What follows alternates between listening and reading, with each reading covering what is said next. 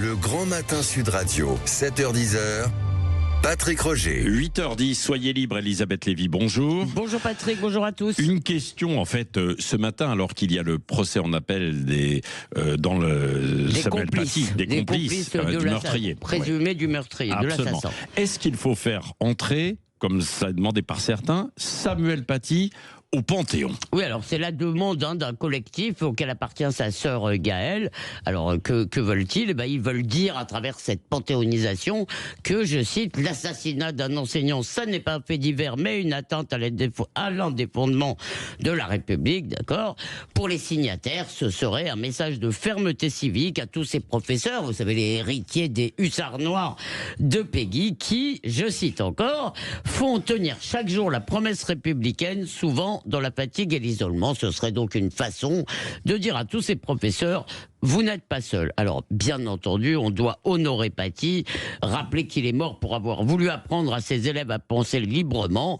On peut donner des places, des noms d'écoles, ça vraiment, il faut le faire le plus largement possible. Mais je suis tout de même un peu sceptique, disons un peu réservé, un peu partagé sur la panthéonisation. Alors, pourquoi? Eh bien parce que au Panthéon, on ne célèbre pas les symboles, on ne célèbre pas les grandes causes et on ne célèbre pas non plus les corporations méritantes. On célèbre des individus d'exception, un tout petit nombre, c'est petit le Panthéon, on ne va pas construire des places de Panthéon, donc c'est des individus d'exception qui ont, c'est comme ça que officiellement, qui ont marqué l'histoire de France. Ça n'est pas une maison des victimes, ça n'est même pas une maison des héros, car il faudrait faire une tour. Et alors pourquoi pas le père Hamel, pourquoi pas Arnaud Beltrade, pourquoi pas, ont demandé certains, Alfred Dreyfus, alors attention, Dreyfus a subi l'injustice avec une grande dignité, un grand courage, il s'est battu, mais si la vérité a triomphé contre l'injustice, c'est grâce à Zola, et c'est Zola qui est au Panthéon.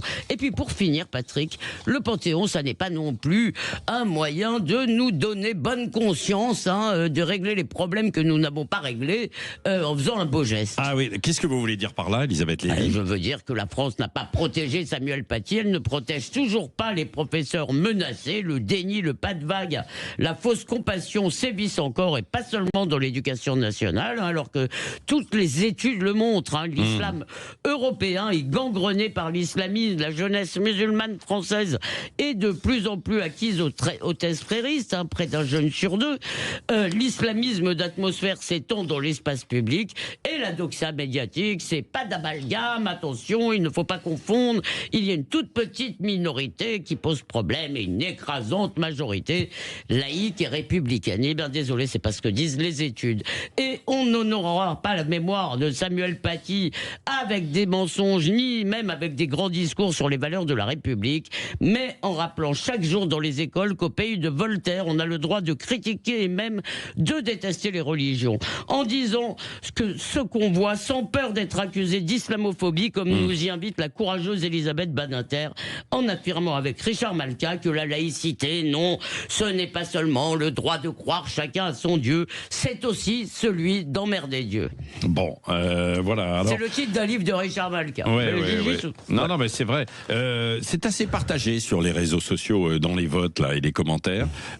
Samuel Paty devrait-il, selon vous, entrer au Panthéon? Vous dites oui à 44% et non à 56% pour l'instant. Donc on suit un petit peu votre raisonnement. Ils sont partagés comme moi. Comme vous. Mais on a bien compris. On pourra y revenir d'ailleurs si vous le souhaitez, si vous voulez aborder cette question. 0826 300 300. Samuel Paty tout à l'heure, comme par exemple l'interdiction aussi d'utiliser le compte formation pour financer le permis de conduire. Est-ce que ça vous paraît choquant ou pas?